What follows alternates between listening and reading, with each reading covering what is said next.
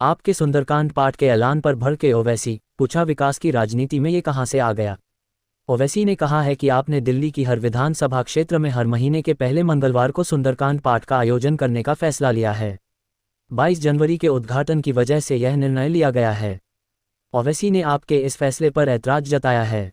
राम मंदिर प्राण प्रतिष्ठा से पहले आम आदमी पार्टी आप हर महीने दिल्ली के अलग अलग स्थानों पर सुंदरकांड पाठ का ऐलान कर चुकी है। आपके इस फैसले पर ऑल इंडिया मजलिस-ए-इत्तेहादुल मुस्लिमीन AIMIM के चीफ असदुद्दीन ओवैसी ने आम आदमी पार्टी और दिल्ली के मुख्यमंत्री अरविंद केजरीवाल पर निशाना साधा है। ओवैसी ने कहा है कि आपने दिल्ली की हर विधानसभा क्षेत्र में हर महीने के पहले मंगलवार को सुंदरकांड पाठ का आयोजन करने का फैसला लिया है। 22 जनवरी के उद्घाटन की वजह से यह निर्णय लिया गया है। उन्होंने आगे कहा कि इन्होंने ने बिल्किस बानो के मसले पर चुप्पी साध रखी थी। तब कहा था कि वो सिर्फ शिक्षा और सेहत जैसे मसलों पर बात करना चाहते हैं। आपके सुंदरकांड पाठ के आयोजन के ऐलान के बाद असदुद्दीन ओवैसी ने सवाल पूछा कि क्या सुंदरकांड पाठ शिक्षा है या सेहत। उन्होंने आगे कहा कि असल बात तो यही है कि इन्हें आप इंसाफ से परहेज है और संघ के एजेंडे का पूरा साथ दे रहे हैं। ओवैसी ने आप पर निशाना साधते हुए कहा, हम बाबरी की बात भी ना करें, आप न्याय, मोहब्बत, फलाना का बाजा बजाते रहो और साथ में हिंदुत्व को मजबूत करते रहो। देखें क्या कह रहा ओबीसी साहब। दिल्ली के मुख्यमंत्री और उनकी सरकार ये तय की है कि हर ट्यूसडे को वो सुरेंद्रकांड किताब पढ़वाएंगे।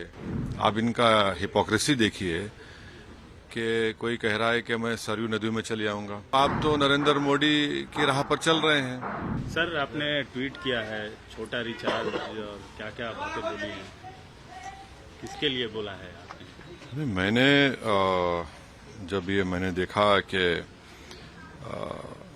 दिल्ली के मुख्यमंत्री और उनकी सरकार ये तय की है कि हर ट्यूसडे को वो सुरेंद्रकांड किताब पढ़वाएंगे, हनुमान चालीसा पढ़वाएंगे, तो उस पर मैंने ये किया है कि भाई आप लोग बीजेपी से क्या डिफरेंट है।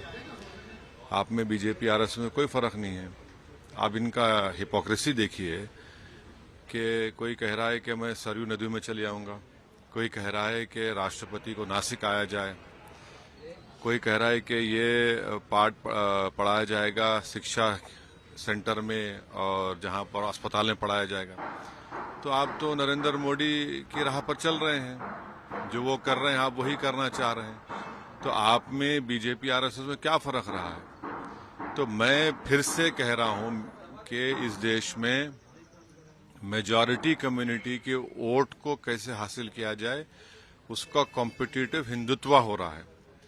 और मैं इस देश के मुसलमानों से अपील कर रहा हूं कि आप लोग देखिए ये जो खेल हो रहा है इसमें क्या हो रहा है बताइए। कॉम्पिटिटिव हिंदुत्व की पॉलिटिक्स को अपनाया जा रहा है। अगर अभी भी इस देश के सेकुलर जहन रखने वाले हमारे हिंदू भाई और मुसलमान जो इसको नोटिस नहीं लेंगे तो फिर नुकसान किसका होगा। भाई आपको शिकायत मुझसे होगी, बताइए इस पर क्या बोलेंगे आप। ये जो सब तमाशे किए जा रहे हैं ये क्या है। फिर बोलिए सरयू नदी को जाएंगे, कोई बोला है कि नासिक को आया जाए, कोई कहा जा रहा है कि ये पाठ पढ़ाया जाएगा, हनुमान चालीसा पढ़ाया जाएगा स्कूल्स में, अस्पतालों में। क्या हो रहा है फिर ये। क्या ये कॉम्पिटिटिव हिंदुत्व नहीं है। क्या ये मेजॉरिटी कम्युनिटी के वोट को हासिल करने की पूरी कोशिशें नहीं की जा रही हैं। फिर ये कहाँ पर सेकुलरिज्म दफन हो गया। सर, अभी राम मंदिर के दर्शन के मसले पे भी कांग्रेस पार्टी के लोग मकर संक्रांति पे दर्शन करके आए, कहे 22 तारीख को नहीं जाएंगे मकर संक्रांति को, लेकिन लोग दर्शन करके आए। नहीं, इतना जो आप जो पॉलिटिक्स ऑफ कंफ्यूजन करना चाह रहे हैं, इससे फायदा किसको हो रहा है। इससे फायदा क्या संविधान में जो सेकुलरिज्म है, प्लुरलिज्म है, डाइवर्सिटी की जो बात होती है, इक्वालिटी की, लिबर्टी की, किसको फायदा हो रहा है। आप तो वही कर रहे हैं जो मोदी चाह रहे हैं। अब बताइए फर्क क्या है फिर। यही तो हमारी शिकायत रही है, यही तो हम लड़ रहे हैं और इसीलिए हम पर इल्जाम लगा दिया जाता है। भाई आप सरयू नदी को जाएंगे, कोई कहता है वहां नहीं जाएंगे, कोई राष्ट्रपति कह रहा है कि नासिक आ जाइए, कोई कह रहा है कि दिल्ली के स्कूल अस्पतालों में हम हनुमान चालीसा और ये कर देंगे। तो फिर फर्क क्या बचा है आप में। अभी भी वक्त है कि इस देश के सेकुलर जहन रखने वाले हमारे हिंदू भाइयों से दलित भाइयों से, आदिवासी भाइयों से, ओबीसी सेक्शन के कई बड़े लोग हैं और खास तौर से मुसलमानों से अब मैं ये गुजारिश कर रहा हूं कि देखिए आप, ये आप ही के सामने हो रहा है ना, और इसका जिम्मेदार मैं नहीं हूं। सर राहुल गांधी एक नई यात्रा शुरू कर रहे हैं, उस पर चलिए वो निकले हैं तो अब देखिए क्या होता है। तेलंगाना में सरकार बना ली है, तेलंगाना भी आज के यात्रा करके गए थे।